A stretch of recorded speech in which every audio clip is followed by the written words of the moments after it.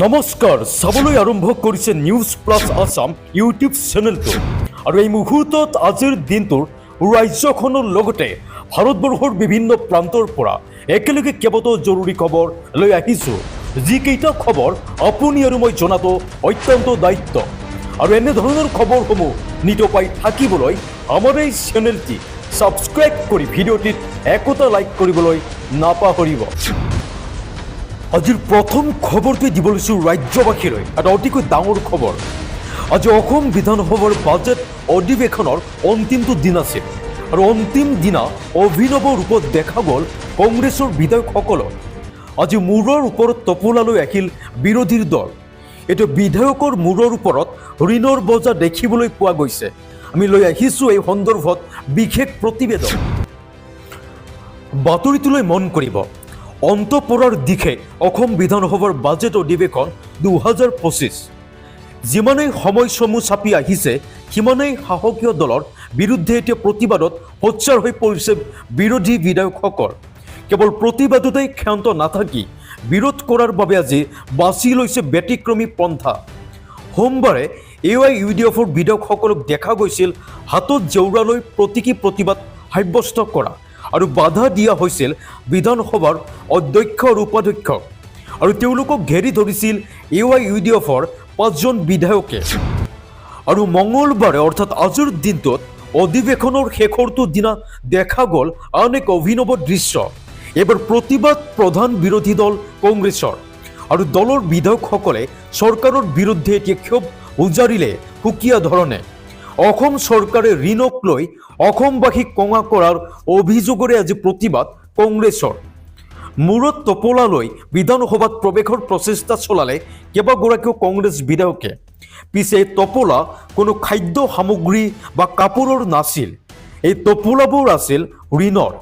হয়, অসম চৰকাৰে লোৱা ঋণৰ বজা আকাৰে দাঙি ধৰি আজি তাক টোপোলাৰূপে প্ৰতিবাদৰ প্ৰতীক সজালে আজি বিৰোধীয়ে। আৰু বিৰোধী দলপতি দেৱব্ৰত শইকীয়াকে ধৰি কংগ্ৰেছৰ বিধায়কসকলে ঋণৰ বজা মূৰত লৈ প্ৰতিবাদ সাব্যস্ত কৰে। অৱশ্যে প্ৰতিবাদ সাব্যস্ত কৰি বিধানসভালৈ প্ৰৱেশত কংগ্ৰেছৰ বিধায়কসকলক বাধা প্ৰদান কৰা হয় আৰু নিৰাপত্তাৰক্ষীও সোমোৱাত বাধা প্ৰদান কৰে। নিউজ এতিয়া দুৰ্নীতিৰ বিৰুদ্ধে কঠোৰ হৈছে ৰাজ্য চৰকাৰ। দুৰ্নীতিৰ বিৰুদ্ধে অভিযোগ দিবলৈ চৰকাৰে মুকলি কৰিলে বিশেষ ফোন নম্বৰ আৰু এতিয়া মুকলি কৰা হৈছে 6টাকৈ বিশেষ নম্বৰ। দুৰ্নীতি দেখিলেই দিয়ক এতিয়া আপুনি অভিযোগ, হোৱাটছএপত দিয়ক আপুনি দুৰ্নীতি অভিযোগৰ মেছেজ। এই মুহূৰ্তত ৰাজ্যৰ লাখ লাখ লোকলৈ ডাঙৰ খবৰ।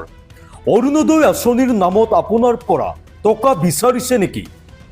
প্ৰধানমন্ত্ৰী আৱাস যোজনাৰ নামত চৰকাৰী বিষয়াই ঘোষ বিচাৰিছে নেকি আপোনাৰ পৰা?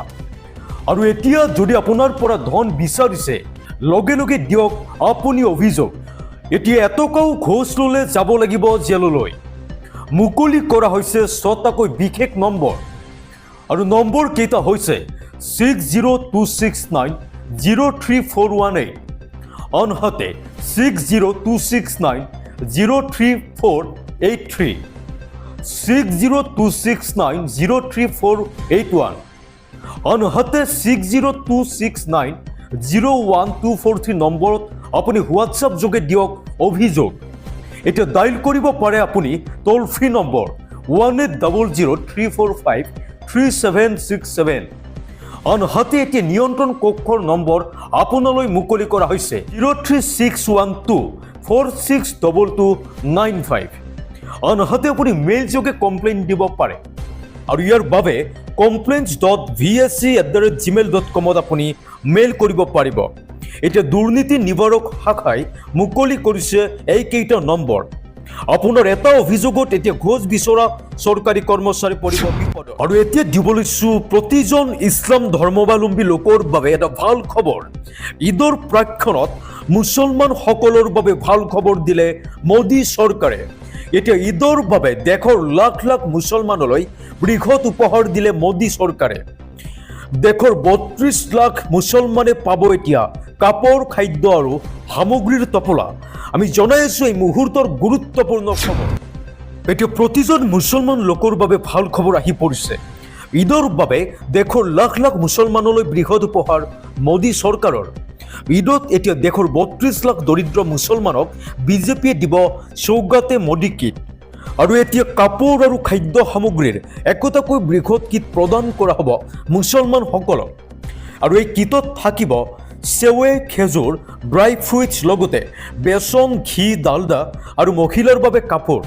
আৰু ২৫ মাৰ্চ অৰ্থাৎ আজিৰ পৰা নতুন দিল্লীত আৰম্ভ কৰা হৈছে সৌগাতে মোদী কিট অভিযান। আৰু সমগ্ৰ দেশৰ লাখ লাখ দৰিদ্ৰ মুছলমানে পাব সৌগাতে মোদীৰ কিট। ঈদ উপলক্ষে এতিয়া ঐতিহাসিক পদক্ষেপ গ্ৰহণ কৰিলে বিজেপিয়ে। এতিয়া সমগ্ৰ দেশৰ দুখীয়া মুছলমানসকলৰ বাবে এক ডাঙৰ উপহাৰ দিবলৈ গৈছে বিজেপিয়ে। এই অভিযান বিজেপি ক্ষুদ্ৰ সংখ্যালঘু মৰ্চাৰ দ্বাৰা চলোৱা হ'ব। আৰু উৎসৱৰ সময়ত উপযোগী হ'ব পৰা সামগ্ৰী থাকিব এই কিটত। এতিয়া মুছলমান সম্প্ৰদায়ক মুষ্টিমেয় মধ্যস্থতাকাৰী আৰু ঠিকাদাৰৰ প্ৰভাৱৰ পৰা আঁতৰ কৰাত সহায় কৰিব বিজেপি মোদী চৰকাৰে। ইয়াৰ অধীনত প্ৰতিজন বিজেপি কৰ্মীয়ে ১০০ জন লোকৰ সৈতে যোগাযোগ কৰিব। বিজেপিৰ দাবী, এই পদক্ষেপটো সামাজিক অন্তৰ্ভুক্তি আৰু দৰিদ্ৰতা দূৰীকৰণৰ দিশত এটা ডাঙৰ প্ৰয়াস। পৰৱৰ্তী খবৰ, পঞ্চায়ত নিৰ্বাচনৰ পূৰ্বে এতিয়া বৃদ্ধি কৰা হ'ল পঞ্চায়তৰ ক্ষমতা। আনহাতে এতিয়া শক্তিহীন হৈ পৰিল জিলা পৰিষদ। পঞ্চায়ত নিৰ্বাচনৰ পূৰ্বে বৃদ্ধি কৰা হ'ল পঞ্চায়তৰ ক্ষমতা আৰু জিলা পৰিষদৰ সকলো ক্ষমতা হস্তান্তৰ কৰা হ'ল এতিয়া পঞ্চায়তলৈ।